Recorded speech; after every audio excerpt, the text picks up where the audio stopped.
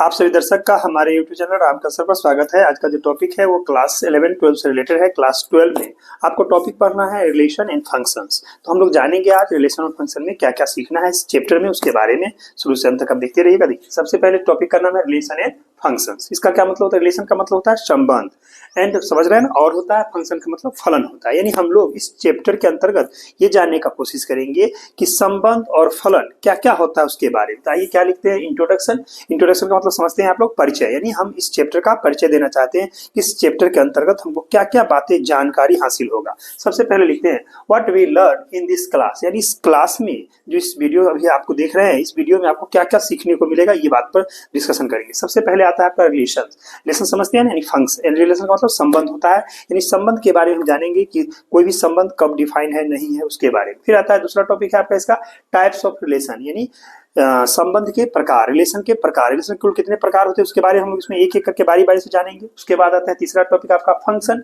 इसको हम हिंदी में क्या बोलते हैं, फलन बोलते हैं। तो हम इसमें जानेंगे कि फलन क्या होता है, फंक्शन क्या होता है। उसके बाद नेक्स्ट टॉपिक आता है टाइप्स ऑफ फंक्शन, यानी हमारा जो फंक्शन है उसका कितने टाइप्स होते हैं, कौन कौन फंक्शन आते हैं, उसको हम लोग बारी बारी से डिस्कशन करेंगे। उसका नेक्स्ट टॉपिक है आपका कंपोजिशन ऑफ फंक्शन। इसका मतलब हुआ कि हम दो फंक्शन का कंपोजिशन कैसे करेंगे उसके बारे में डिटेल से हम लोग जानेंगे।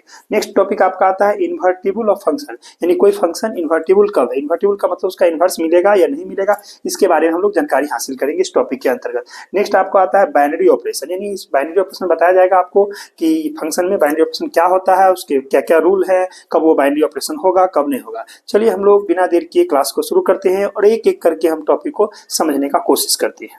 चलिए हम लोग शुरू करते हैं। सबसे पहले हम लोग बेसिक टर्म जो क्लास 11 से रिलेटेड है उसको हम बताना चाहते हैं। आइए, आपके सामने लिखा हुआ है some basic terms of class 11, यानी अगर क्लास 11 आप नहीं पढ़े हैं तो उसका कुछ बेसिक टर्म है जो रिलेशन समझने के लिए आपको जानना जरूरी है। आइए उसको हम बताते हैं। सबसे पहले आता है आपको sets. A collection of well defined and distinct objects are called sets. कहना चाहता है कि मतलब वेल डिफाइंड होना चाहिए ऑब्जेक्ट का और डिस्टिंक्ट ऑब्जेक्ट होना चाहिए, उसी को हम लोग क्या कहेंगे, सेट के रूप में कहेंगे। आगे लिखे हैं it is denoted by capital alphabet letters, यानी सेट को हम जनरली अल्फाबेट के कैपिटल लेटर से डिनोट करेंगे, जैसे capital A, capital B, capital C, capital X, capital Y, capital J, etc।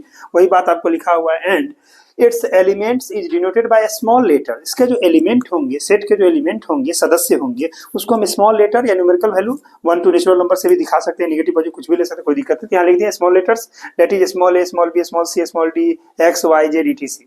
अब हम यहाँ पर कहना चाहते हैं, एग्जाम्पल लेके आपको समझाना चाहते हैं। देखिए फॉर एग्जाम्पल के लिए हम लिए हैं आपको let A equal to A E I O U be a set, मतलब हम एक सेट ए बराबर ले लिए हैं। तो यहाँ पर गौर कीजिए स्मॉल ए इस सेट ए में बिलोंग्स करता है, इसलिए हम इसको पढ़ेंगे बिलोंग्स टू। हम क्या पढ़ेंगे इसको, small A belongs to set A, small E belongs to set A, small I belongs to set A, small O belongs to set A, small U belongs to set A. जो इसमें है तो belongs करेगा, अगर नहीं होगा तो does not belongs बोलेगा। तो हम लोग क्या बोलेंगे, देखिए बट स्मॉल बी, देखिए इसमें कहीं बी लिखा हुआ है, कहेगा नहीं लिखा हुआ तो कहेंगे B does not belongs to A. C है कहीं पे तो कहेगा नहीं है, तो क्या बोलेंगे, C does not belongs to A etc। अब आइए, अब हम यहाँ पर आपको बताना चाहते हैं हियर कैपिटल जो ए लिखे वो कहलाएगा the set of all vowels of English alphabet, यानी इंग्लिश अल्फाबेट के वॉवेल्स का सेट को हम कैपिटल ए बोले हैं। ठीक है, यहाँ कैपिटल ए सेट को बता रहा है, लेकिन जो स्मॉल लेटर लिखा हुआ है वो उसकी एलिमेंट होता है, वही बात हम नीचे लिखे हैं। And A E I O U are its elements. अब आइए अल्सो अगर आपसे पूछेगा कि नंबर ऑफ ए क्या होगा, नंबर ऑफ ए का मतलब होता है कार्डिनल नंबर, यानी सेट किसी भी सेट में जितने एलिमेंट होते हैं उसकी संख्या को हम उसका कार्डिनल नंबर बोलते हैं। तो आप गिन लीजिए इसमें 1 2 3 4 5, यानी 5 हुआ तो हम बोल सकते हैं number of A equal to 5। ये सेट से रिलेटेड था। अब हम आगे बढ़ते हैं तो जानना है हमको टाइप्स ऑफ सेट्स, यानी सेट्स के प्रकार, थोड़ा सा उसका इंट्रोडक्शन कर देंगे। आज जितना भी हम लोग पढ़ रहे हैं या पढ़ा रहे हैं, आप देख रहे हैं, सबका पीडीएफ फॉर्म अगर देखना चाहिएगा तो आपको टेलीग्राम चैनल पर आपको इसका पीडीएफ फॉर्म मिल जाएगा। चलिए हम लोग शुरू करते हैं आगे। नेक्स्ट जो टॉपिक है आपका टाइप्स ऑफ सेट्स के बारे में। चलिए हम लोग देखते हैं अब टाइप्स ऑफ सेट्स के बारे में, जो क्लास 11 से कुछ टॉपिक रिलेटेड है। देखिए क्या क्या होता है इसमें टाइप्स ऑफ सेट्स। सबसे पहले आपका आता है इम्प्टी और इम्प्टी सेट या नल सेट या वॉइड सेट। किसको कहेंगे, ऐसा सेट जिसमें एक भी एलिमेंट नहीं होगा, तो वही बात हम लिखे हैं ये सेट विथ नो एलिमेंट। अगर कोई सेट अगर उसमें एक भी एलिमेंट नहीं होगा उसको हम इम्प्टी सेट कहेंगे या वॉइड सेट कहेंगे या नल सेट कहेंगे। देखिए क्या लिखे, इट इज डिनोटेड बाय 5 और सिर्फ मिडिल ब्रैकेट, या तो उसको 5 से डिनोट करेंगे या मिडिल ब्रैकेट देके आप उसको लिखिएगा, कहीं कोई दिक्कत नहीं है। जैसे एग्जाम्पल के तौर पर सेट ए बराबर हम लिखे X such that X belongs to N, यानी नेचुरल नंबर है, एंड एक्स लेस देन 1, यानी आपको कहना चाहता है ऐसा ऐसा नेचुरल नंबर बताइए जो 1 से छोटा है। आपको मालूम है ना कि नेचुरल नंबर कहाँ से स्टार्ट होता है, 1 से स्टार्ट ही होता है।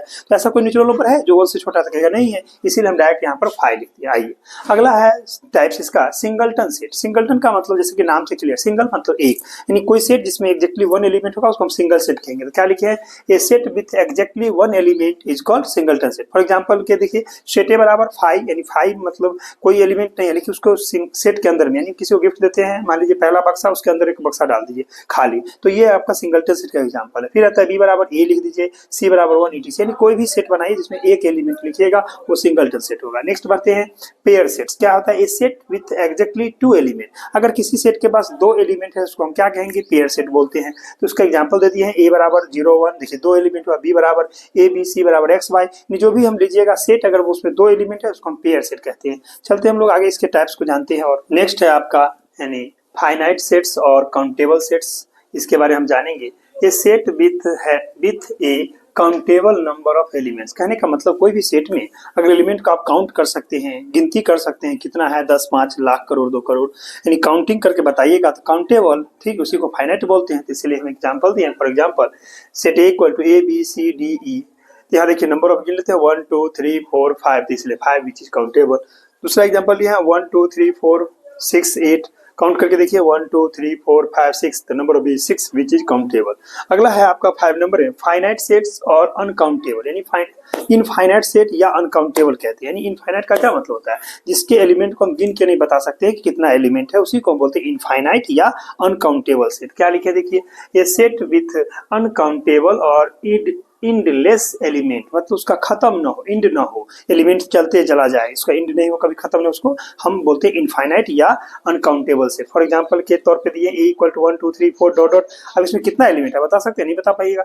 B a uncountable sets as number of A is not found, यानी हम नंबर ऑफ ए बता नहीं सकते कितना होगा, इसीलिए। नेक्स्ट आपको जानना है इसमें आपका इक्वल सेट्स, यानी 2 सेट इक्वल कब होगा, जब दोनों सेट का एलिमेंट एक दूसरे में बिलोंग करता है, तो हम क्या बोलेंगे, यानी दोनों में सेम एलिमेंट होगा, तो हम बोलेंगे यहाँ से sets have exactly the same element, यानी 2 सेट्स जिसके पास एक्जैक्टली सेम एलिमेंट है, भले ऑर्डर चेंज हो जाए लेकिन एलिमेंट सेम होना चाहिए।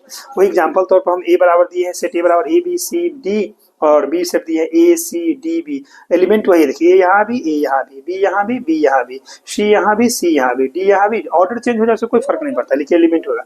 आर द 2 इक्वल सेट्स, ठीक है।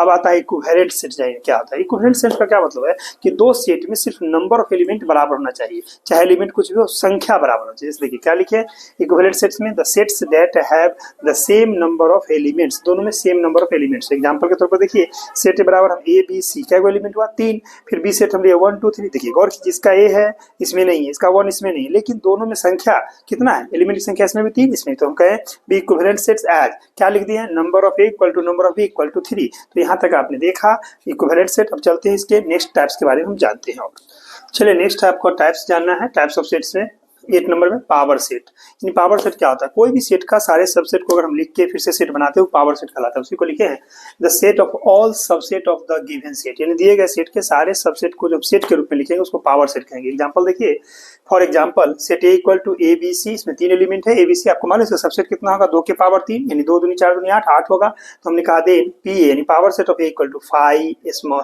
Set A set B set C A B set, फिर A C set B C set और ए बी सी, ये सब क्या है, इसका सबसेट है सेट ए का, उसको हम सेट के रूप में फिर से बंद कर दिए, ये पावर सेट कहलाता है। फिर आता है आपका ज्वाइंट सेट्स। ज्वाइंट सेट क्या होता है, अगर 2 सेट में कुछ कॉमन एलिमेंट होगा उसको ज्वाइंट कहेंगे। तो इसी को हम लिखें the 2 sets have common elements, अगर 2 सेट के पास कॉमन एलिमेंट होगा तो उसको हम लोग क्या बोलेंगे, ज्वाइंट सेट। हम लिखे for example set A equal to A B C, set B equal to C D, देख लीजिए B the 2 joint sets as A intersection B, दोनों का जब इंटरसेक्शन करेंगे तो क्या कॉमन आएगा, सी आ जाएगा। फिर आता है अगला नेक्स्ट आपका जानना है डिसजॉइंट सेट। डिसजॉइंट सेट में क्या होगा, अगर 2 सेट के पास कोई एलिमेंट कॉमन नहीं है तो हम बोलेंगे डिसजॉइंट सेट। तो उसी को हमने लिखे हैं the 2 sets have no common element, अगर 2 सेट का कोई कॉमन एलिमेंट नहीं होगा तो उसको हम क्या बोलेंगे, डिसजॉइंट सेट। एग्जांपल देख लीजिए set A equal to A B C, set B equal to d e f, देखिए be 2 disjoint sets as A intersection B, अगर हम दोनों में कॉमन निकालना चाहेंगे तो 5 आएगा, कोई कॉमन आएगा। इस तरह से आपने देखा कि हमारा ये टाइप्स ऑफ क्या था, सेट्स था। अब हम लोग चलेंगे, पहले जानेंगे बेसिक टर्म्स ऑफ रिलेशन, यानी रिलेशन में कुछ बेसिक टर्म है उसको जानिएगा, फिर हम लोग रिलेशन के बारे में आगे पढ़ेंगे। चलिए हम लोग शुरू करते हैं बेसिक टर्म्स ऑफ रिलेशन के बारे में। चलिए हम लोग शुरू करते हैं। नेक्स्ट आपका है some basic terms of relation, यानी बेसिक टर्म्स ऑफ रिलेशन के बारे में हम लोग को जानेंगे, यानी कुछ टर्म है जो रिलेशन संबंधित जो आपको जानना है।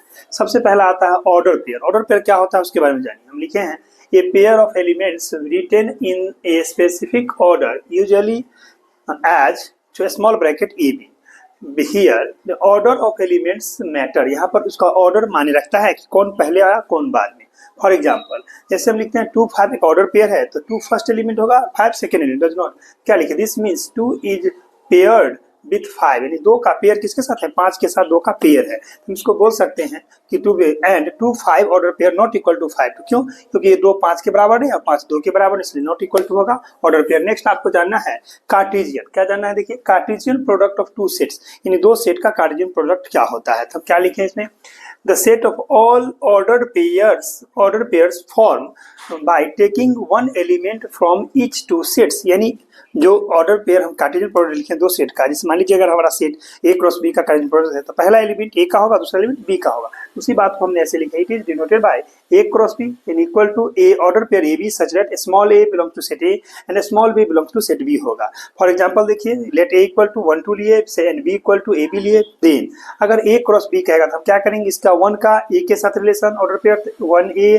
1b होगा, फिर 2 का 2a 2b होगा। फिर इस तरह से b क्रॉस ए कहेंगे तो पहले b का एलिमेंट तो क्या हो जाएगा a1 a2 लिखे, फिर b1 और b2 दोनों लिख दिए। और इस बात का ध्यान रखेंगे इन जनरल वे में a cross b does not equal to b cross, यानी हम ये याद रखेंगे कार्टेशियन प्रोडक्ट जो होता है वो कॉम्पिटिटिव नहीं होता है, यानी a cross b does not equal to b cross a। चलिए हम नेक्स्ट इसके बेसिक टर्म को जानने का कोशिश करते हैं। हम लोग देखना चाहते हैं कि डोमेन क्या होता है रिलेशन का। Some basic terms of relation में आइए डोमेन के बारे में जानिए।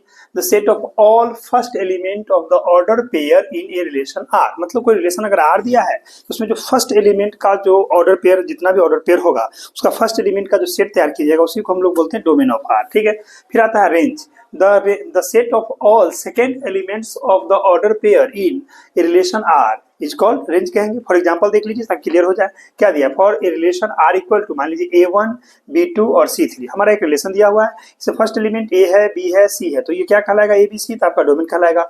1 2 3 क्या सेकंड एलिमेंट उसको क्या कहेंगे, रेंज कहेंगे। तो ये लिखे here domain of R equal to first element तो a b c हो जाएगा इसका, ठीक है। एंड रेंज ऑफ आर कहेंगे तो सेकंड एलिमेंट तो 1 2 3 हो जाएगा सेकंड एलिमेंट। इस तरह से आपने देखा ये हमारा बेसिक टर्म था रिलेशन का। अब हम लोग आगे रिलेशंस के बारे में समझने का कोशिश करेंगे। अभी तक आपने बेसिक टर्म्स ऑफ रिलेशन देखा था। चलिए हम लोग शुरू करते हैं रिलेशन के बारे में, रिलेशन क्या होता है, व्हाट इज रिलेशन। चलिए हम लोग शुरू करते हैं रिलेशन के बारे में। क्लास 12 से रिलेटेड टॉपिक है आपका रिलेशन, उसको हम देखते हैं। इसमें अभी तक हम लोग बेसिक देखते हैं रिलेशन के बारे में। ध्यान दें, रिलेशन के लिए क्या करना होगा, आप 2 सेट लेते हैं, मान लीजिए हम सेट ए और बी सेट लेते हैं, दोनों नॉन एम्प्टी सेट है। तो रिलेशन जो आर होगा वो सेट ए से बी की ओर कब डिफाइन होगा, जब आर हमारा ए क्रॉस बी का सबसेट होगा। तो हम बोल सकते हैं कि आर एक रिलेशन होगा सेट ए से सेट बी की ओर, कब, जब आर हमारा सबसेट होगा ए क्रॉस बी को। इसको हम ऐसे लिखते हैं, आइए डिफिनेशन में हम इस तरह से लिखते हैं। रिलेशन के बारे में क्या लिखेंगे, सबसे पहले हम लेट कर लेते हैं, let A and B two non empty sets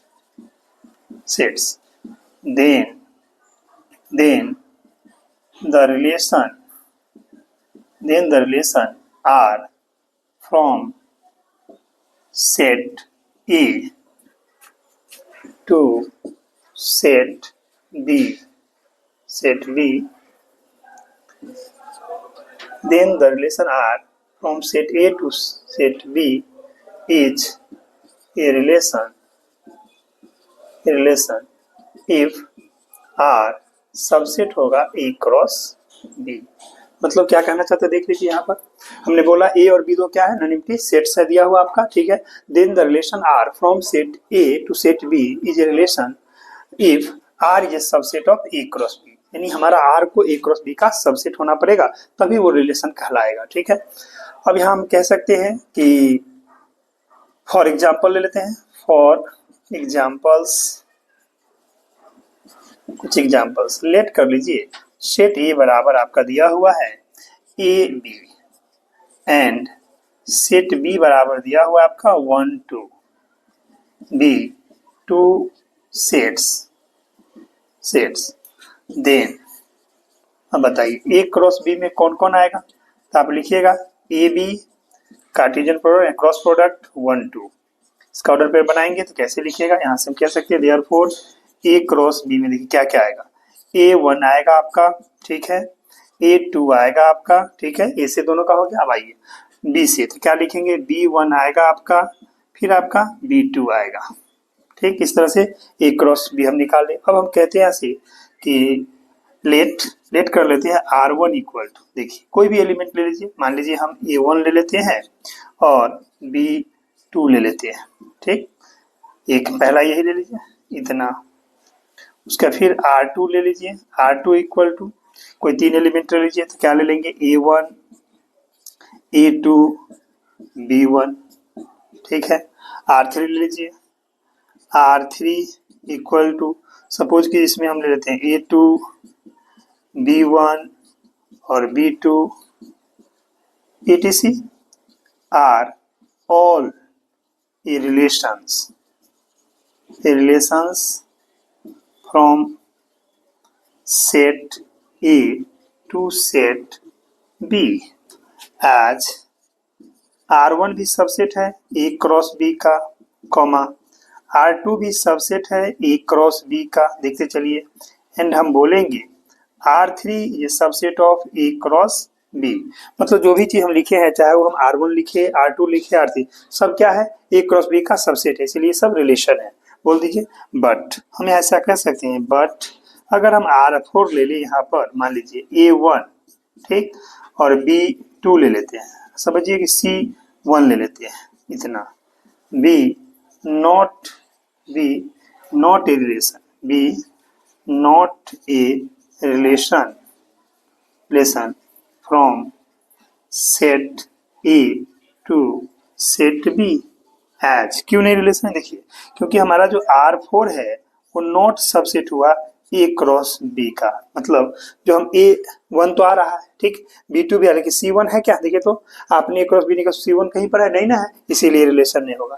तो ये था आपको जानना रिलेशन का डिफिनीशन, रिलेशन क्या होता है उसके बारे में। तो हमने बताया कि let A and B be two non empty sets, A और B दो नॉन एम्प्टी सेट्स है, then the relation R from set A to set B is a relation होगा if R is a subset of A cross B, यानी ये relation तब कहलाएगा जब मेरा ये R A क्रॉस B का सबसेट होगा। तो उसी फॉर एग्जांपल लेकर हमने आपको बताया, एक जैसे R1 R2 R3 रिलेशन हुआ बट R4 रिलेशन नहीं हुआ, क्यों, क्योंकि R1 R2 R3 जो है वो A क्रॉस B का सबसेट है, बट R4 जो हम कंसीडर किए हैं वो A क्रॉस B का सबसेट नहीं, रिलेशन नहीं हुआ। इसमें ध्यान देंगे। अब हमको जानना है डोमेन और रेंज, जो कि हम बेसिक टर्म में बता चुके हैं आपका। तो जो फर्स्ट एलिमेंट है, जैसे मान लीजिए आपका R, जैसे ये R1 है, इसका अगर हमसे कोई डोमेन पूछेगा तो क्या बोलेंगे, A B, रेंज पूछेगा तो 1 2, जो फर्स्ट एलिमेंट का सेट होता है उसको डोमेन, और जो सेकंड एलिमेंट का सेट होता है उसको हम लोग रेंज बोलते हैं, बात आ चुके हैं। चलिए चलते हैं। अब हम ये जानना चाहेंगे कि रिलेशन में कि टाइप्स ऑफ रिलेशन क्या होता है उसके बारे में। अब हम ये जानना चाहेंगे कि रिलेशन अगर मान लीजिए जो R होगा, अगर एक ही सेट ए क्रॉस ए का सबसेट होगा, उस रिलेशन को हम लोग बाइनरी रिलेशन कहते हैं। और क्लास 12 में बाइनरी रिलेशन के टाइप्स को आपको जानना है, जिसमें आपको रिफ्लेक्सिव, सिमेट्रिक और ट्रांजिटिव और इक्विवेलेंस क्लास के बारे में, इक्विवेलेंस रिलेशन के बारे में बताएंगे। आइए सबसे पहले हम लोग देखते हैं कि बाइनरी रिलेशन क्या होता है, ठीक है। तो हम यहाँ कहेंगे a relation R on the set A is said to be relation R on the set A is said to be binary relation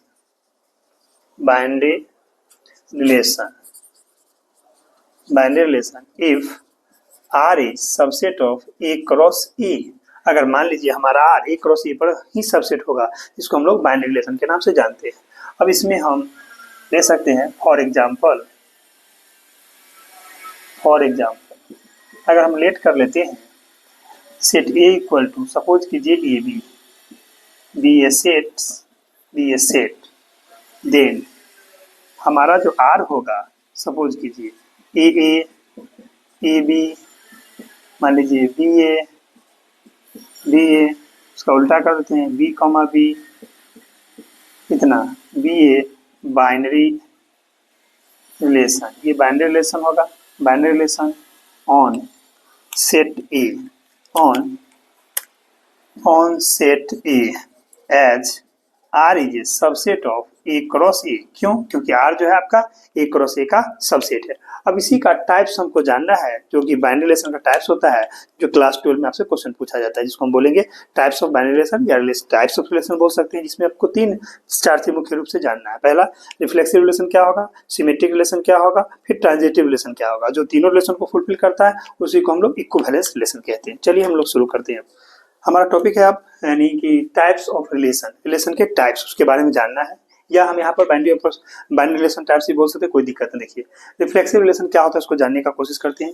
अगर कोई रिलेशन R अगर मान लीजिए सेट ए पर डिफाइन है इस तरह से कि उसके ऑल एलिमेंट यानी x बिलोंग्स टू R होना चाहिए, सारा x उसके R से रिलेटेड होगा, जहाँ की x जो होगा सेट ए में बिलोंग्स करेगा। इसको हम ऐसे लिखेंगे, डेफिनेशन क्या लिखेंगे इसका रिलेशन का, रिफ्लेक्सिव रिलेशन का हम कहेंगे a relation R on the set A is said to be reflexive if and only if, IFF लिखेंगे, फुल फॉर्म होता है आपको बता दें, if and only if, इसी को हम लोग शॉर्ट में IFF लिख देंगे। if and only if हम कहेंगे कि x belongs to R for all, ये फॉर ऑल का साइन है, for all x belongs to set A. मतलब क्या कहना चाहेगा कि सेट ए में जितना भी x है, जितना भी एलिमेंट है, सारा का खुद से खुद का संबंध होना चाहिए, रिलेशन होना चाहिए। अब इस पर एग्जाम्पल देखिए तो क्लियर होगा। फॉर एग्जाम्पल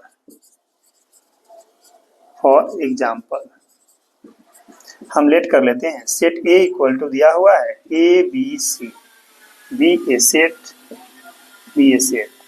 देन अब गौर कीजिए, अगर हम R1 बराबर लिखते हैं ए खुद से खुद का, B और B, ठीक है, और C और C, सपोज कीजिए एक AB भी डाल देते हैं, ठीक, इतना B A रिफ्लेक्सिव रिलेशन होगा as a small a belongs to set A, that implies A का जो ऑर्डर पेयर है वो बिलोंग्स करता है R1 में। A small b belongs to set A, that implies B और B का जो ऑर्डर पेयर है वो बिलोंग्स करता है R1 में। And C belongs to set A, that implies C का जो ऑर्डर पेयर है वो बिलोंग्स करता है R में। यानी जो भी एलिमेंट A B C था तो खुद से खुद का रिलेशन होना चाहिए। हम दिखा दिए ये R में बिलोंग्स करता है, इसीलिए रिफ्लेक्सिव है। बट अब इसी जगह देखिए, बट R2 हम इस तरह से लेते हैं, मान लीजिए हम ए ले लिए, ए बी ले लिए, बी ए ले लिए, बी और बी भी ले लेते हैं, बी सी ले लेते हैं, ठीक है, इतना be not a reflexive relation, not a reflexive relation as, क्यों नहीं है इसका कारण जानिए। देखिए इसमें ए था तो ए आया, बी था तो बी लाए, और सी है लेकिन सी नहीं था। हम बोलेंगे कि C belongs to a set, but C और सी का जो ऑर्डर पेयर है does not belongs to R2, ये R2 में बिलोंग्स नहीं करता है। यहाँ पर हम बोल दिए ना R2, ठीक है। तो हमारा R2 में देखिए यानी सी ए में है लेकिन सी का ऑर्डर पेयर R2 में आपका नहीं है, कहीं है नहीं ना, सो हम कहेंगे R इज नॉट रिफ्लेक्सिव। अभी आपने क्या देखा, रिफ्लेक्सिव को आपने समझने का कोशिश किया, रिफ्लेक्सिव में क्या होना चाहिए तो हम वही लिखे हैं आपको, relation R on the set A is said to be reflexive if and only if, इसको शॉर्ट में IFF लिखिएगा, नहीं तो आप इफ एंड ओनली पूरा लिखिएगा। कब, x belongs to R for all x belongs to set A, यानी सेट A पर जिस पर रिफ्लेक्सिव रिलेशन डिफाइन होता है उसके जो सेट में जितना भी एलिमेंट होगा उसका खुद से खुद का रिलेशन होना कंपलसरी है। अगर उस खुद से खुद में एक भी एलिमेंट अगर एब्सेंट हो जाता है तो रिफ्लेक्सिव नहीं कहलाएगा, नॉट। जैसा कि एग्जाम्पल में आपको बताया R2 में देखिए A आया, AB आया और BA आया, BB आया और CC BC आया, लेकिन हमारे यहाँ पर CC का जो ऑर्डर पेयर नहीं एब्सेंट किया था। अगर मान लीजिए यानी रिफ्लेक्सिव होने के लिए खुद से खुद का, यानी जैसे इस सेट पर अगर डिस्कशन करें, सेट ABC अगर दिया है तो इसमें हमको A का आना और B का और C का होना कंपल्सरी। अगर ये तीनों प्रेजेंट होगा किसी भी रिलेशन में तो वो रिफ्लेक्सिव कहलाएगा। अगर इस तीनों में से कोई एक गायब हो जाए, एब्सेंट कर जाए, तो वो रिफ्लेक्सिव नहीं कहलाएगा। इस बात को ध्यान रखिएगा। अब हम लोग चलेंगे आगे सिमेट्रिक रिलेशन के बारे में। चलिए हम लोग देखते हैं सिमेट्रिक रिलेशन क्या होता है। सिमेट्रिक रिलेशन जान लीजिए। अगर कोई भी रिलेशन आर जो है सेट ए पे सिमेट्रिक कब कहलाएगा, जब उस आर में मान लीजिए ऑर्डर पेयर एक्स वाई है, जस्ट उसका उल्टा वाई एक्स प्रेजेंट होना चाहिए for all X Y belongs to R के लिए। यानी जो रिलेशन आर है उसमें जितना भी ऑर्डर पेयर है सबका उल्टा रिवर्स देखिएगा, अगर उसमें प्रेजेंट है तो सिमेट्रिक कहलाएगा, नहीं तो नॉट सिमेट्रिक कहलाएगा। तो क्या लिखेंगे हम इसको, इस तरह से लिखेंगे a relation R on the set A is said to be symmetric कहलाएगा symmetric if and only if, ठीक है, x y belongs to R, that implies y x also belongs to R for all x y belongs to set A। यहाँ पर x Y कहाँ होना चाहिए, set ए का होना चाहिए, बिलोंग्स टू। अब आइए इस पर एग्जांपल लेते हैं। फॉर एग्जांपल्स कुछ एग्जांपल देख लें ताकि समझिएगा आप। आइए हम एग्जांपल के तौर पर यहाँ से लेते हैं, लेट कर लेते हैं सेट ए बराबर आपका A B C, be a set, कोई सेट है। देन हम लोग यहाँ से R1 कंसीडर करते हैं इस तरह से, मान लीजिए ए बी और बी और सी भी ले लेते हैं, ए भी लेते हैं, उसका उल्टा बी ए ले लेते हैं। सपोज कीजिए हम बी सी ले लेते हैं, उसका उल्टा सी बी ले लेते हैं, ठीक। ये बी ए सिमेट्रिक रिलेशन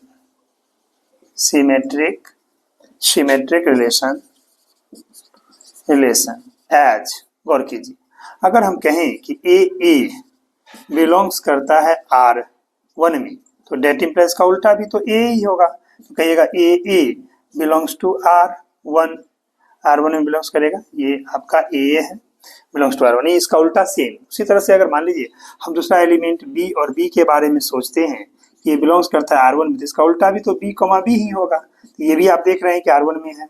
इसी तरह से किसी के बारे में मान लीजिए सी वही हो जाएगा सेम, तो क्या लिखेंगे, देखिए हर का उल्टा देख लेंगे, c belongs to R1, that implies c का उल्टा सी ही होगा, सी बिलोंग्स टू R1। उसी तरह से हम मान लीजिए बी ए लेते हैं, B A belongs to R1, तो डेट इम्प्लाइज उसका उल्टा ए बी, या ए बी लेते तो B A belongs to R1।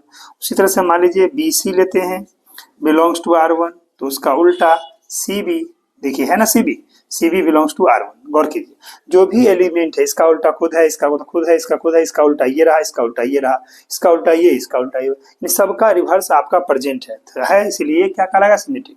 But हम इसी जगह लिखेंगे but R2 equal to, suppose कीजिए हम ए ले लिए, बी और बी ले लिए, सी और सी ले लिए, बट हम यहाँ से ए बी लेते हैं, उसका उल्टा बी ए भी ले लेते हैं। एक एलिमेंट सपोज कीजिए हम ए सी ले लेते हैं, इसका उल्टा नहीं डालते हैं, तो बी नॉट ए सिमेट्रिक, ये सिमेट्रिक नहीं होगा, नॉट ए सिमेट्रिक एज। अब देखिए सिमेट्रिक क्यों नहीं हुआ, ए का उल्टा ए खुद है, बी का उल्टा खुद बी, सी का उल्टा खुद सी, ए बी का उल्टा बी ए का उल्टा ए बी है, लेकिन ए सी तो हमने लिया, लेकिन ए सी का उल्टा सी ए नहीं लिया, तो हम क्या कहेंगे कि बट नॉट बिलोंग्स टू, इतना एज कहेंगे कि a c belongs to R2 but इसका उल्टा c a does not belongs to R2, यानी सी ए जो है R2 में नहीं है, जिसके कारण ये आपका सिमेट्रिक नहीं होता। आपने क्या देखा, सिमेट्रिक में हमको क्या कंसेप्ट क्लियर करना है कि सिमेट्रिक रिलेशन कोई भी रिलेशन तब कहलाएगा जब उस रिलेशन R में जितना भी ऑर्डर पेयर है, सारे ऑर्डर पेयर, ईच और एवरी ऑर्डर पेयर का रिवर्स यानी उल्टा, जैसे ए बी है तो बी ए है तो ए बी, या बी सी है तो सी बी, या सी बी है तो बी सी, जस्ट उसका उल्टा सब होना। तो लिखे हैं relation R on the set A set to be symmetric if and only, पढ़ेंगे इसको, X Y belongs to R that implies yx belongs to R for all x y belongs to set A। Example के तौर पे हमने आपको लेके बता दिया, हमारा R1 में सब का उल्टा, देखिए इसका उल्टा खुद, इसका उल्टा खुद है, इसका उल्टा ये, इसका उल्टा ये, इसका उल्टा ये, इसका उल्टा ये, सबका उल्टा मौजूद था, इसलिए R1 हमारा सिमेट्रिक हुआ। बट R2 में हमने जानबूझ के एक हमने AC लिया है और उसका उल्टा CA नहीं डाला है, जिसके कारण वो नॉट सिमेट्रिक में चला गया। अब हम लोग जानना चाहेंगे ट्रांजिटिव रिलेशन के बारे में। चलिए हम लोग शुरू करते हैं ट्रांजिटिव रिलेशन। आखिर ट्रांजिटिव रिलेशन में क्या जानना है, कोई भी रिलेशन रिलेशन जो आर है वो ट्रांजिटिव कब होगा? मान लीजिए कि आर जो रिलेशन है उसमें X Y order pair belongs करता है और वाई जेड ऑर्डर पेयर उसमें बिलोंग्स करता है। अब दोनों में कॉमन क्या था? एक्स वाई और वाई जेड। वाई को हटा दीजिए तो क्या बचा? X Z. अगर एक्स जेड उसमें बिलोंग्स कर रहा है तो वो क्या कहलाएगा? आपका ट्रांजिटिव कहलाएगा। इस बात को ध्यान रखिएगा। इसको हम इस तरह से लिखेंगे, क्या कहेंगे? कहेंगे a relation R on the set E is said to be transitive relation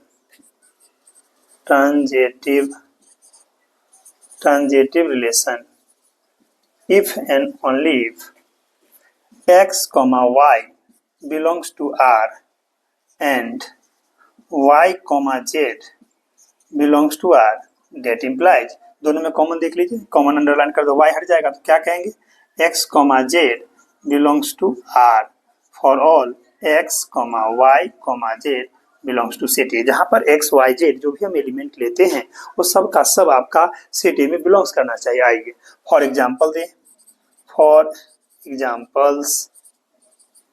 examples हम लोग लेट कर लेते हैं। Let set A equal to, suppose कीजिए A B C be a set, ठीक है। देन अब हम लोग R1 कंसीडर करते हैं इस तरह से, देखिए ए बी और बी, सी और सी लिए। अब हम यहाँ से ए बी लेते हैं और इसका उल्टा बी ए ले लेते हैं, ठीक है। इसी तरह से हम सपोज कीजिए कि बी सी लेते हैं, उसका उल्टा सी बी ले लेते हैं, ठीक। और इस तरह से देख लीजिए कोई भी ऑर्डर बनेगा तो बनाइए। और एक ए सी भी ले लीजिए, मान लीजिए ए सी और उसका उल्टा c A, be A transitive relation होगा, ट्रांजिटिव रिलेशन एज। एक एग्जांपल करके दिखा दीजिए। मान लीजिए सपोज कीजिए आप कोई भी ऑर्डर पेयर लेते हैं, जैसे सेलेक्ट कीजिए, हम यहाँ सेलेक्ट करते हैं, क्या लिखेंगे? As A B belongs to R1 लिया ना, and B A belongs to R1। That implies, common क्या है दोनों में? बी, तो बी हट जाएगा तो हम कह सकते हैं ए बिलोंग्स टू R1। उसी तरह से कोई और दूसरा सेलेक्ट कीजिए, सपोज कीजिए दूसरा ऑर्डर पेयर हम एक यहाँ से ले लेते हैं। मान लीजिए एक हमने सी सी लिया और एक हम सी बी लिया। देखिए क्या लिखेंगे? कहेंगे c c belongs to R1 and c B belongs to R1। That implies, दोनों में सी सी हट जाएगा तो क्या आएगा? C b. तो कह सकते हैं c b also belongs to R1। ETC कह सकते हैं, ATC, कुछ भी कोई भी ऑर्डर पे मिला के देखिए सबके लिए नियम लागू हो रहा है, इसीलिए हम इसमें कहेंगे ये मेरा क्या है? ट्रांजिटिव है। बट अब यहाँ पर आइए, बट हम एक एग्जांपल अपना कंसीडर करते हैं। But R2 equal to, suppose कीजिए हमने ए लिया, ए बी लिया, ठीक है, और यहाँ पर हम बी ए लिया, ठीक। अब हम एक ले लेते हैं, मान लीजिए बी ए। अब हम एक ए सी ए बी ले लेते हैं, ए बी तो है, ए बी और बी ए, ठीक। मान लीजिए हम एक ए सी लिया और एक हम सी ए लिया, दूसरा इसमें हम सी सी भी ले लेते हैं, ठीक है, दूसरा हम सी सी। तो सपोज कीजिए सी और सी भी लिया। इतना be not a transitive as. क्यों ट्रांजिटिव नहीं है? सो देखिए गौर कीजिए, अगर सपोज कीजिए हम लेते हैं यहाँ से ए बी और बी, ए बी और यहाँ से ए बी और बी ए और ए बी लेते हैं, कैसे कहेंगे? एज। मान लीजिए हम लेते हैं यहाँ से कि B A belongs to R2, ठीक, and A B also belongs to R2। But अब बताइए दोनों में ए हट गया था, क्या है? बी और बी। But B comma B does not belongs to R2। बताइए हमने बी और बी इसमें डाले हैं? नहीं ना डाले हैं। देख पा रहे हैं आप कि बी और बी इसमें बिलोंग्स नहीं करता है, इसीलिए आपका ये क्या होगा? नॉट ट्रांजिटिव में चला जाएगा। तभी आपने क्या देखा कि ट्रांजिटिव होने के लिए अगर मान लीजिए हम एक्स वाई आर में है, वाई जेड अगर आर में है, तो निश्चित रूप से एक्स जेड को आर में अगर प्रेजेंट है तो ट्रांजिटिव। लेकिन इसमें एक बात ध्यान रखिएगा कि रिमार्क्स में हम बता देते हैं नोट में, जो आपको जानकारी के लिए रहे उस बात को ध्यान रखिएगा। नोट में लिख लीजिए इसको। नोट क्या जानना है? सो देखिए नोट में आपको याद क्या रखना है, रिमार्केबल बात है। नंबर 1 पहला, इसको या स्टार दे के लिख देते हैं कि if X Y belongs to R and Y Z does not belongs to R. मान लीजिए आर में है ही नहीं, एक्स वाई तो है लेकिन वाई जेड आर में नहीं है, तो याद रखिएगा उस समय हम कहेंगे then R is transitive, R आपका ट्रांजिटिव होगा। ठीक, इस बात को ख्याल रखिएगा। दूसरा आपको याद रखना है इसमें कि if X Y belongs to R and Y Z belongs to R but xz does not belongs to R, then R is not transitive। Not transitive, yes है नॉट ट्रांजिटिव। क्या बताएं, जरा ध्यान से समझिए इस बात को, कहना क्या चाहता है ये बात समझिए।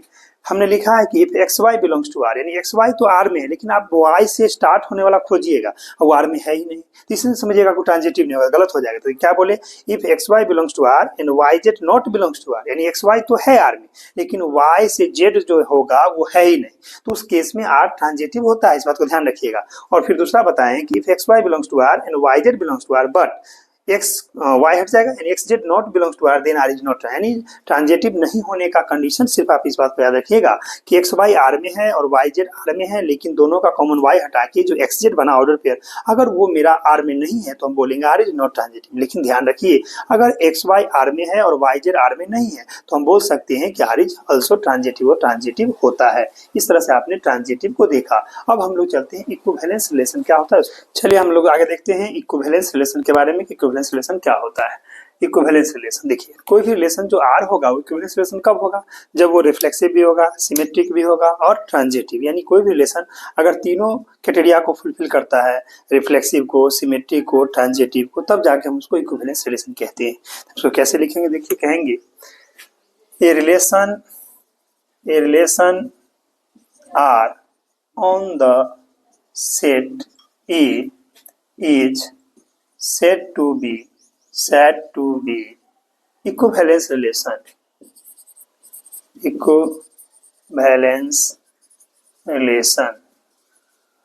if and only if number A लिखिए it is reflexive I dot e, that is x comma x belongs to R for all x belongs to set A। दूसरा बी में लिखिए it is symmetric I dot e, that is x comma y belongs to R, that implies y comma x belongs to R for all x comma y belongs to set A। अब आइए तीसरा सी and लगाते हैं, and सी में it is transitive that is अगर x comma y belongs to R and y comma z belongs to R, that implies दोनों में comma y हट जाएगा तो क्या लिखिएगा, दोनों में y हटा के तो क्या कहिएगा, कॉमा कहिएगा x comma z ये belongs to R for all x comma y comma z belongs to set। देख लीजिए, यानी ये बताना चाहता है कि अगर कोई भी रिलेशन जो आर है अगर वो रिफ्लेक्सिव, सिमेट्रिक और ट्रांजिटिव तीनों गुण को फुलफिल करता है तो हम उसको इक्विवेलेंस रिलेशन बोल सकते हैं। ठीक है, तो यही बात हमने लिखा है इक्विवेलेंस रिलेशन में, relation R on the set A is said to be equivalence relation if and only if it is reflexive, that is xx belongs to R for all x belongs to A, it is symmetric, that is xy belongs to R, तो उसका उल्टा मालूम है yx belongs to R for all xy belongs to A। फिर तीसरा लिखा है it is transitive, that is xy belongs to R and yz belongs to R, that implies xz belongs to R for all xyz belongs to set A। मतलब आप समझिए एक example हम लेंगे जिसमें आपको हम बताएंगे, इस पर एग्जांपल देने जा रहे हैं जो कि आप याद रखें क्लास 12 में जो हमसे रिलेशन का लॉन्ग क्वेश्चन पूछा जाता है वो यही इक्विवेलेंस रिलेशन से पूछा जाता है। ठीक है, इसलिए अब हम लोग क्वेश्चन देखेंगे कि कैसे कोई एग्जांपल कोई रिलेशन आर जो है वो इक्विवेलेंस रिलेशन कैसे होगा, इस पर हम लोग डिस्कस करते हैं। चलिए हमारे सामने क्वेश्चन है आपके लिए कि let A equal to the set of all triangles in the given plane. मतलब हुआ कि सेट ए जो है जितने तरह का ट्रायंगल होता है सारे ट्रायंगल का सेट को हम लोग ए कहें। ठीक है, and R equal to T1, T2 belongs to R such that T1 is similar है T2, यानी सिमिलर है जिसको हम लोग समरूप बोलते हैं। For all T1, T2 belongs to triangle A belongs to set A. Proof that करना है R is an equivalence relation on set A. हमें आर को इक्विवेलेंस रिलेशन दिखाना है। पहले क्वेश्चन समझिए, क्वेश्चन क्या कहा।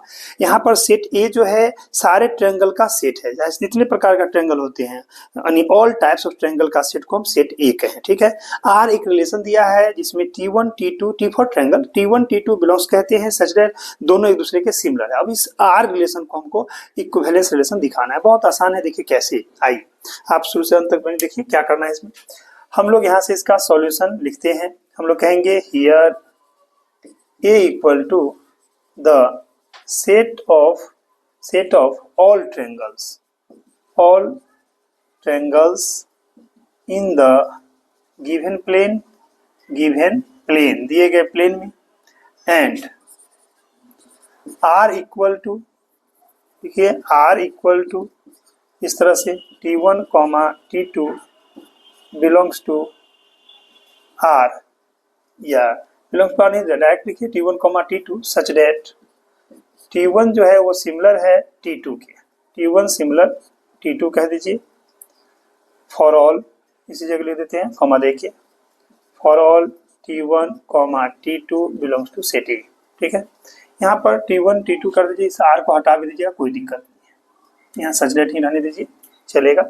सच डेट, यहाँ से सच डेट ऐसा रहेगा। ठीक है, अब आइए तो हम क्या लिखेंगे, हमें दिखाना है, यहाँ लिख देते हैं टू प्रूव डेट। हमें प्रूफ करके बताना है, टू प्रूव डेट कि R is an equivalence relation. R को हम लोग को इक्विवेलेंस रिलेशन दिखाना है। ठीक है, आइए सबसे पहले अब यहाँ से कहेंगे नाउ। आप जानते हैं ना, पहले इसको रिफ्लेक्सिव दिखाना होगा तो क्या कहेंगे, कहेंगे सिंस, देखिए since every triangle is similar to itself. मतलब समझिए, प्रत्येक ट्रायंगल, प्रत्येक त्रिभुज अपने आप के समरूप होते हैं।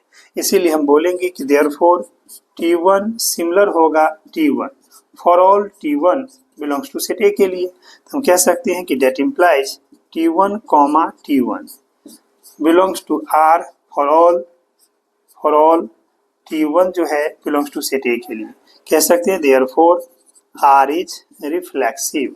R हमारा रिफ्लेक्सिव हो गया। ठीक, अब आइए दूसरा नंबर, अब यहाँ से लेट कर लेते हैं। लेट यानी T1, T2 belongs to R for all T1, T2 belongs to set A के लिए। तो ये क्या इम्प्लाइज करेगा कि T1 जो है सिमिलर होगा T2 के।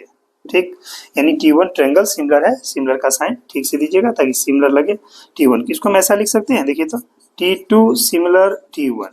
तो ये क्या इम्प्लाइज कर जाएगा, इम्प्लाइज कर जाएगा यहाँ से कि आ जाएगा आपका कि T2, T1 belongs to R for all T1, T2 belongs to set A के लिए। तो ये क्या बताया, देखिए हम माने थे T1, T2 belongs to R, दिखा दिए T2, T1 belongs to R। तो ये बताएगा किसका, तो ये बताएगा सिमेट्री का। तो आइए हम यहाँ से लिख देते हैं, तो हम बोल सकते हैं आगे यहाँ से कि देयरफॉर R इज सिमेट्रिक।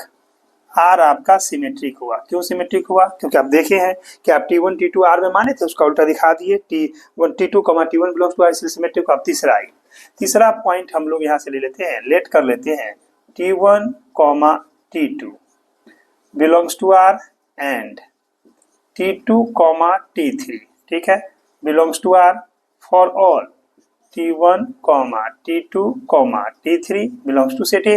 ये सब सेट ए का है। अब आइए इसका क्या मतलब है, इसका मतलब है कि T1 जो है सिमिलर होगा T2 के, एंड T2 जो है वो सिमिलर होगा T3 के। ऐसा क्योंकि T1, T2 R में इसका क्या मतलब, ट्रायंगल 1 ट्रायंगल 2 के सिमिलर होगा, और ट्रायंगल 2 और ट्रायंगल 3 R में इसका ट्रायंगल 2 ट्रायंगल 3 के सिमिलर होगा। तो हमने लिख दिया। अब इस बात को हम ऐसा लिख सकते हैं, देखिए गौर से, हम कह सकते हैं कि ट्रायंगल 1 सिमिलर होगा ट्रायंगल 3। रीजन बताइए क्यों, क्योंकि देखिए T1 T2 के सिमिलर है, T2 T3 के सिमिलर, इसलिए T1 T3 के सिमिलर होगा। तो हम बोल सकते हैं यहाँ से कि देयरफॉर T1, T3 ये बिलोंग्स करेगा R में for all T1, T2, T3 belongs to set A के लिए। बताइए क्या माने थे, T1 T2 belongs to R and T2 T3 belongs to R। हमने क्या दिखाया, T1 T3 belongs to R। क्या बताता है, ये बताता है आपको ट्रांजिटिव के। हम बोल सकते हैं therefore R is transitive, transitive R transitive हो गया। अब हम लिखेंगे यहाँ से कि 10 R is reflexive comma symmetric, symmetric and transitive, transitive, transitive, transitive. तो अंत में लिख सकते हैं हेंस देखिए, देखिए गौर कीजिए, हमारा जो आर था वो रिफ्लेक्सिव भी हुआ, सिमेट्रिक भी हुआ, ट्रांजिटिव, तो क्या कहेंगे equivalence relation. Hence R is an equivalence, equivalence relation, relation on the set, on the set A, set A। इस तरह से आप इसको प्रूव कर दिए। देख लीजिए, अभी आपने देखा कि हम इक्विवेलेंस रिलेशन के सवाल को इसको प्रूव करके बताया। मतलब सवाल काफ़ी इंपॉर्टेंट है, बोर्ड में कितना बार पूछा जा चुका है, आप इसको देख के प्रैक्टिस कर लेंगे, 2-4 बार लिख लीजिएगा ताकि आपको आसानी से आ जाए, इसमें कोई दिक्कत नहीं है। इसी तरह से बहुत सारे और भी क्वेश्चन होंगे जिसमें मान लीजिए अभी हम सिमिलर पर बताए हैं, अगर इसी क्वेश्चन में मान लीजिए अगर इसी क्वेश्चन को हम बदल दें और बदल के यहाँ पर कन्वर्सी कर दे तो सेम एक वर्ड बदल जाएगा। जैसे देखना है, देखिए क्या करेंगे, क्वेश्चन नेक्स्ट हो जाएगा, सेम रहेगा, बस यहाँ पर हमको क्या कर दें, यहाँ पर हम इस बात को बदल के इक्विवेलेंस ला देते हैं। देख लीजिए, चलिए देखिए क्वेश्चन दूसरा अगर बदल दिया जाए कि लेट ए बराबर the set of all triangles in the given plane R equal to T1 T2 such that, यहाँ पर हम क्या कर दें, कन्ग्रुएंट कर देते हैं, बराबर कर दें, कन्ग्रुएंसी का साइन होगा। अगर इक्वल न रहेगा तो सिमिलर होता है, अगर इक्वल करके सिमिलर का साइन दे तो कन्ग्रुएंसी, इसको कन्ग्रुएंसी करते हैं। फॉर ऑल इतना इतना सेम इक्विवेलेंस रिलेशन दिखाना, बहुत आसान। देखिए सेम चीज लिख देंगे, कोई दिक्कत नहीं, आर भी आपका सेम रहेगा उसी तरह से डिफाइन, ठीक है। यहाँ पर खाली हम क्या कर देंगे, कन्ग्रुएंट कर देंगे। अब आइए प्रूव डेट करना, इक्विवेलेंस सेम रहेगा। अब आई सिंस यहाँ एवरी ट्रायंगल इज सिमिलर की जगह क्या लिखाएगा, कन्ग्रुएंट लिख देंगे। तो हम यहाँ कहते हैं since every triangle is congruent, congruent to itself, माने प्रत्येक ट्रायंगल अपने आप के कन्ग्रुएंट होते हैं। तो हम यहाँ पर कहेंगे T1 जो होगा वो कन्ग्रुएंट होगा T1 के फॉर इतना इतना, तो बिलोंग्स किया तो क्या कहेंगे, रिफ्लेक्सिव हो जाएगा। आइए लेट करते हैं T1 T2 belongs to are same, तो यहाँ पर कन्ग्रुएंसी का साइन दे देंगे, ठीक है। तो T1 कन्ग्रुएंट है T2 को, तो इसको उल्टा बोल सकते हैं आप कि T2 कन्ग्रुएंट होगा T1 को, तो T2 T1 belongs to are कह सकते हो। इसे लिखेंगे कि आर इज सिमेट्रिक होगा। आइए अब लेट करते हैं T1 T2 belongs to R and T2 T3 belongs to R, इतना इतना, ठीक है। अब यहाँ पर सिमिलर की जगह कन्ग्रुएंट कर देते हैं, देख लीजिए। अब बताइए क्या मतलब हुआ, ट्रायंगल 1 ट्रायंगल 2 के कन्ग्रुएंट है, ट्रायंगल 2 ट्रायंगल 3 के कन्ग्रुएंट। हम बोल सकते हैं कि ट्रायंगल 1 जो है कन्ग्रुएंट होगा ट्रायंगल 3 के, तो इसे कह सकते हैं T1 T3 belongs to are और इतना इतना, तो बोल सकते हैं कि therefore R is transitive, thus R is reflexive symmetric and transitive, hence R is equivalence relation. इस तरह से आपका ये दूसरा क्वेश्चन हो गया, यानी इस ट्रायंगल में फिर से समझ लीजिए, बस दोनों में अंतर क्या है, अंतर ये था उसमें सिमिलर का साइन था, इसमें कन्ग्रुएंसी का साइन है।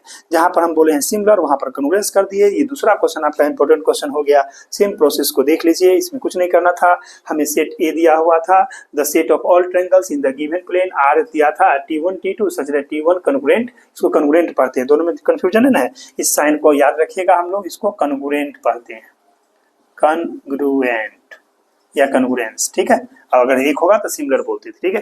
तो हम इस तरह से आपको दिखा दिए, इसको प्रूफ करके। चलिए अब हम लोग नेक्स्ट चलते हैं। इस टाइप का बहुत सारे क्वेश्चन हैं, आप देखिएगा, प्रैक्टिस कर लीजिएगा। ये था आपका अभी मतलब रिलेशन के पर आधारित क्वेश्चन था। टाइप्स ऑफ रिलेशन में हम लोग थोड़ा देख लेंगे, इन्वर्सल रिलेशन क्या होता है उसके बारे में, फिर आपका आता है एक एम्प्टी रिलेशन होता है, उसका एक आइडेंटिटी रिलेशन होता है, एक इन्वर्स रिलेशन होता है। इस सबको थोड़ा थोड़ा ध्यान लेते हैं, देखिए क्या है। इन्वर्सल रिलेशन में कहेंगे ए relation R on the set E is said to be universal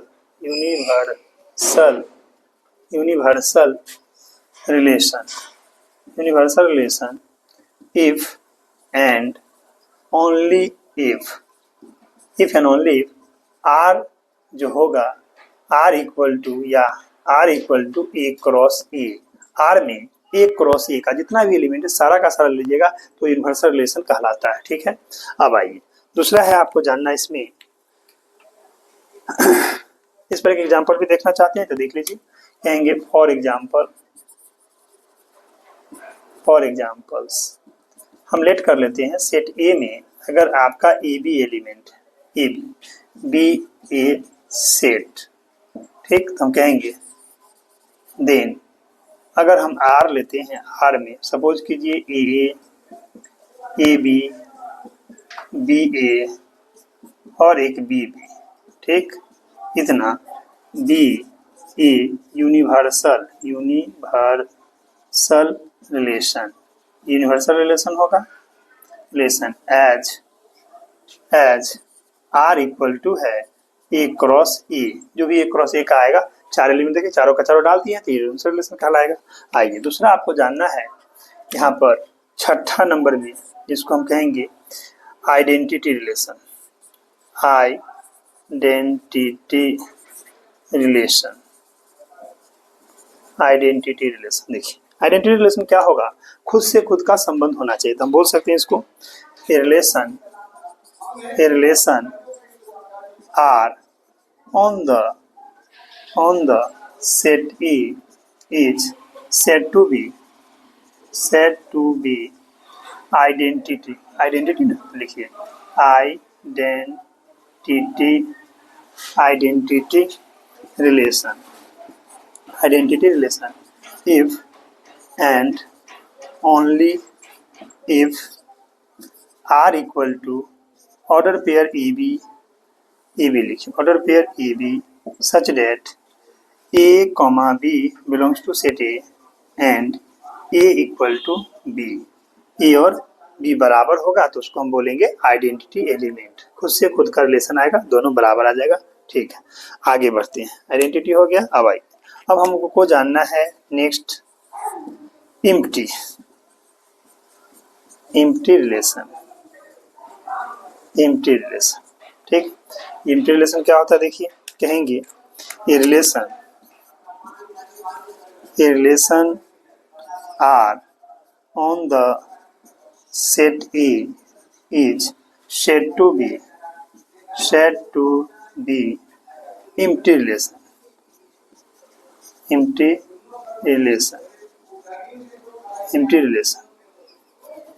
इसको लिख देते हैं empty relation। ये empty relation होगा, empty relation if and only if r equal to 5, r में कोई एलिमेंट नहीं होगा, 5 हो जाएगा तो वो आपका empty relation कहलाएगा। ये आपका था यहाँ तक empty relation का, जिसमें कहने का मतलब फिर से समझ लीजिए। पहला हम यूनिवर्सल रिलेशन बताएं, यानी अगर हमारा r a क्रॉस a के बराबर होगा तो क्या कहलाएगा, यूनिवर्सल रिलेशन। अगर मेरा r मान लीजिए ए बी होगा, यानी ए बी होना चाहिए, सच दैट ए और बी बराबर होगा तो उसको हम क्या कहेंगे, आइडेंटिटी रिलेशन। खुद से खुद का बराबर होना चाहिए, वही लेंगे। और यहाँ पर इम्प्टी रिलेशन में बोले हैं कि आर ए रिलेशन होगा, इम्प्टी रिलेशन कब, जब आर इक्वल टू 5 हो, इसमें कोई भी एलिमेंट नहीं होगा तो वो आपका क्या कहलाएगा, इम्प्टी रिलेशन कहलाएगा। अब हमको थोड़ा जानना है, अब इसके आगे नेक्स्ट आपको जानना है क्या, अब थोड़ा सा जानना है इन्वर्स रिलेशन के बारे में, क्या होता है वो जान ले। ठीक है, इस पर डिस्कशन करते हैं। चलिए नेक्स्ट है आपको जानना एंटी सिमेट्रिक रिलेशन क्या होता है। देखिए मान लीजिए कहेंगे कोई रिलेशन जो आर है सेट ए पर, एंटी सिमेट्रिक रिलेशन कब कहलाएगा, जब हमारा मान लीजिए कि A B belongs to R, ठीक है, और B A belongs to R such that A equal to B, यानी दोनों बराबर होना चाहिए तो उसको हम कहेंगे एंटी सिमेट्रिक रिलेशन है, जहाँ पर ए स्मॉल ए बी जो होगा सेट ए पर बिलोंग्स करेगा। हम उसको ऐसे लिख सकते हैं, देखिए यहाँ से कि relation R on the set E is said to be anti-symmetric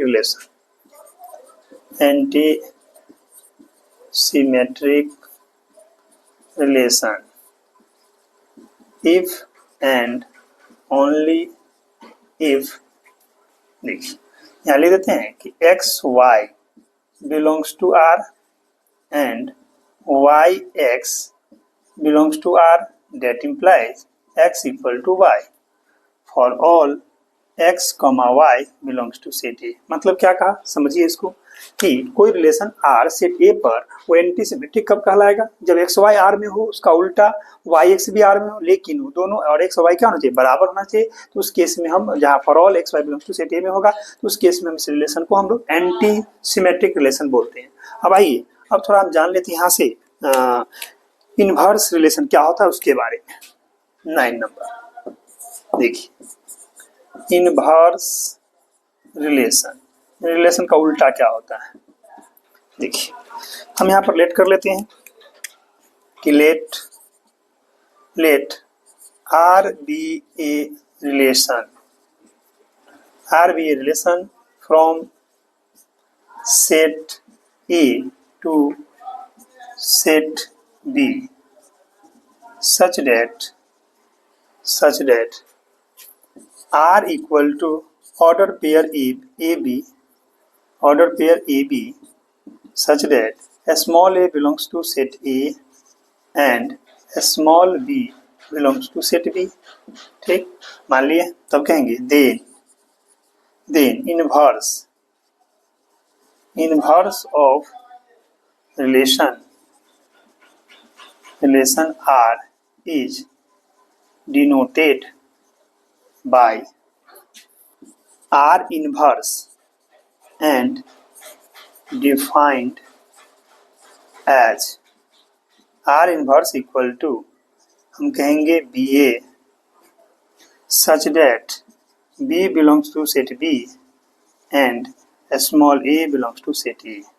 इस बात को ध्यान देंगे, उल्टा कर दिए। क्या किए जरा देखिए, तो हम कहेंगे then the inverse of R is denoted by R inverse and defined as R inverse equal to BA such that B belongs to set B and a small a belongs to set A। मतलब उल्टा हो जाएगा। अगर relation R A से B की ओर define है तो याद रखिएगा रिलेशन R इनवर्स जो होगा B to A की ओर डिफाइन होता है, इसलिए इसको ऐसे लिखते हैं। ठीक है, अब आइए इसी पर अगर मान लीजिए जैसे एंटीसिमेट्रिक हो गया, पेर इनवर्स हो गया। अब हम कुछ क्वेश्चन देख लेते हैं, एक जो कि आपका हमारा रिलेशन से एक इंपॉर्टेंट क्वेश्चन होगा, उसको हम दिखाते हैं। आइए रिलेशन पर मोस्ट इंपोर्टेंट क्वेश्चन आपके सामने है। क्वेश्चन है कि let L is the set of all lines in the XY plane, यानी XY प्लेन में 2 डायमेंशन में जितना भी लाइन का सेट होता है उसको हम L मान लें, कैपिटल L। ठीक है, अब कहना चाहता है कि and R is a relation defined by R equal to L1, L2 such that L1 parallel, दो लाइन सीधा पैरेलल का है, parallel to L2। Prove that करना है R is equivalence relation।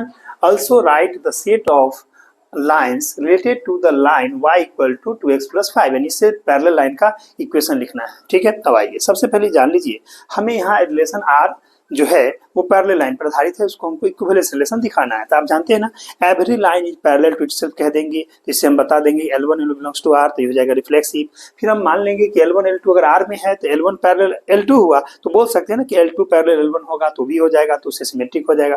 फिर हम ले लेंगे कि L1 L2 belongs to R and L2 L3 belongs to R, इससे क्या कहेंगे L1 L2 के पैरेलल था, L2 L3 के पैरेलल था, तो निश्चित रूप से L1 जो होगा L3 के पैरेलल होगा तो ट्रांजिटिव होगा, और इस तरह से हम इसको इक्विवेलेंस रिलेशन दिखा देंगे। और ध्यान रखिएगा, कोई भी लाइन अगर पैरेलल है तो उसका स्लोप इक्वल होता है, y equal to mx plus c, class 11 में पढ़ना था। तो यहाँ ये तो सेम रहेगा, बस यहाँ कांस्टेंट बदल दीजिएगा, तो y इक्वल टू हम लिखेंगे 2x plus k where k is any constant. यहाँ पर k कोई कांस्टेंट होगा, 5 भी लिख सकते हैं, अदर भी लिख सकते हैं, कोई भी लिखिएगा वो सेट हो जाएगा इससे रिलेटेड। चलिए इसको हम लिख के बताते हैं आपको। आइए, बहुत आसान है, देखिए सॉल्यूशन हम लिखते हैं यहाँ से, कहेंगे लेट कर लेते हैं यहाँ से कि डायरेक्ट कहेंगे कि let L equal to the set of all lines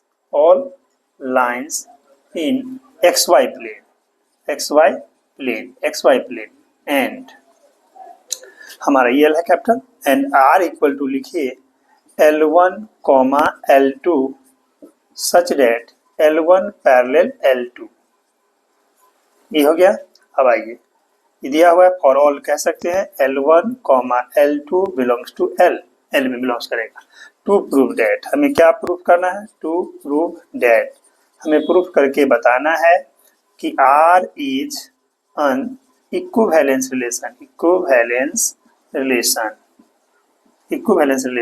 R क्या होगा, इक्विवेलेंस रिलेशन ऑन सेट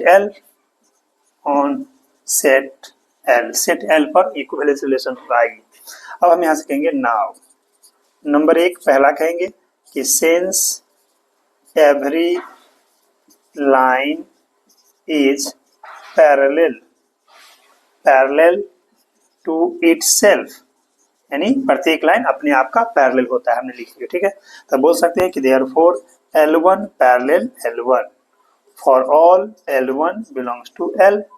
अब कह सकते हैं डेट इम्प्लाइज L1, L1 ये बिलोंग्स करेगा R में for all L1 belongs to set L के लिए, तो कहेंगे therefore R is reflexive, R हमारा रिफ्लेक्सिव हो गया। चलिए दूसरा पॉइंट लेते हैं, कहेंगे लेट कर लेते हैं, late L1 comma L2 L1 comma L2 belongs to R for all L1 comma L2 belongs to L।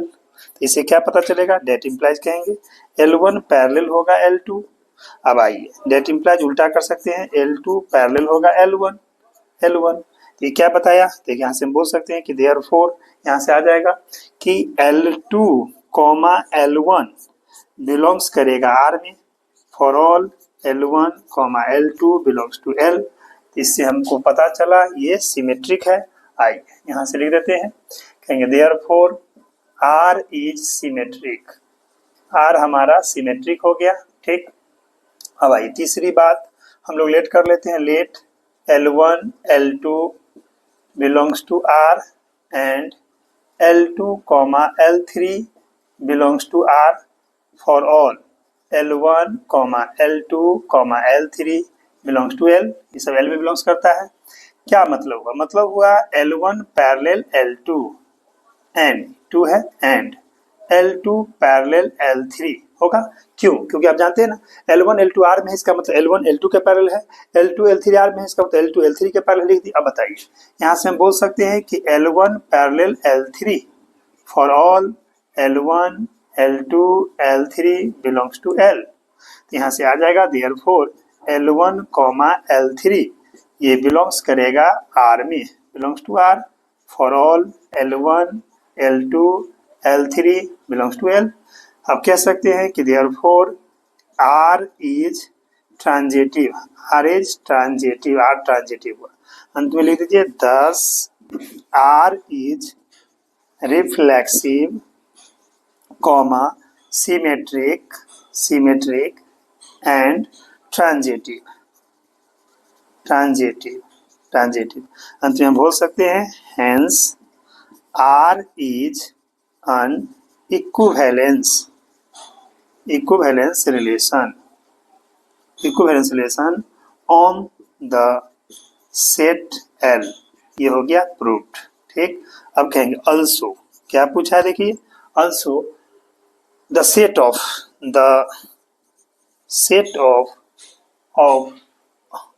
all lines related to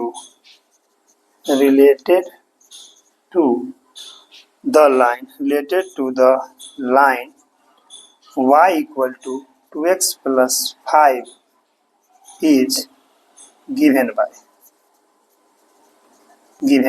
तो y equal to 2x plus k where k is any constant, जहाँ पर k कोई constant होगा। ये answer था उसका लिखना। ठीक है, आपने देखा यहाँ पर अभी हमारा एक क्वेश्चन काफी इंपॉर्टेंट क्वेश्चन है, रिलेशन से आधारित था।